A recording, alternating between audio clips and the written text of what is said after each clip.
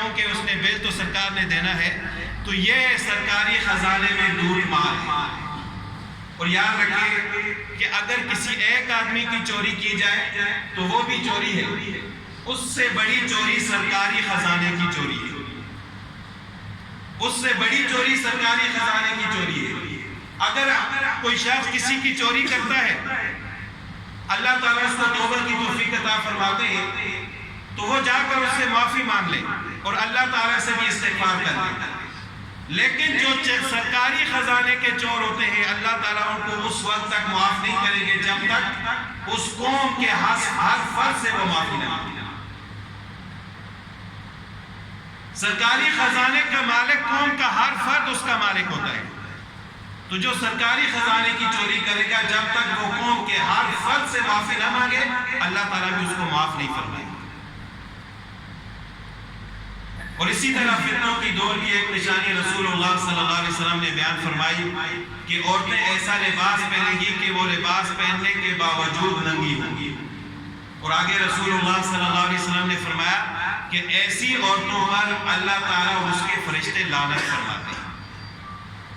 اب جب ایسا دور ہو، فتنہ کا دور ہو، تو اس میں امت کے لیے کیا حکم دیے رسول اللہ صلی اللہ علیہ وسلم نے؟ ایک تو یہ کہ ہمیں اس دعا کا اہتمام کرنا چاہیے جو رسول اللہ صلی اللہ علیہ وسلم پڑھا کرتے تھے کہ اللہم انی اعوذ بک من الفتن ما ظہر منها وما بطن، کہ یا اللہ ظاہری اور باطنی فتنوں سے ہم آپ کی پناہ مانگتے ہیں۔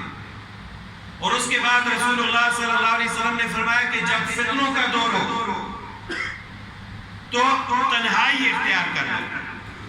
اگر آپ فتنوں کو بطور تماشا بھی دیکھیں گے تو فتنے آپ کو اپنی طرف کھینچ لیں گے، کنارہ کشی اختیار کر لو۔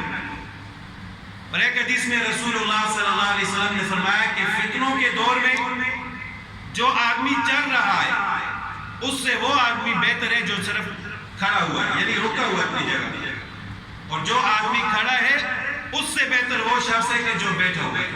یعنی جتنا اپنے آپ کو فتنوں سے دور رکھو گے اتنا ہی آپ کے حق میں بہتر ہے۔ اور ایک حدیث میں رسول اللہ صلی اللہ علیہ وسلم نے فرمایا کہ ایک زمانہ فتنوں کے ایسا آئے گا کہ آدمی کا سب سے بہترین مال اس کی بکریاں ہوں گی۔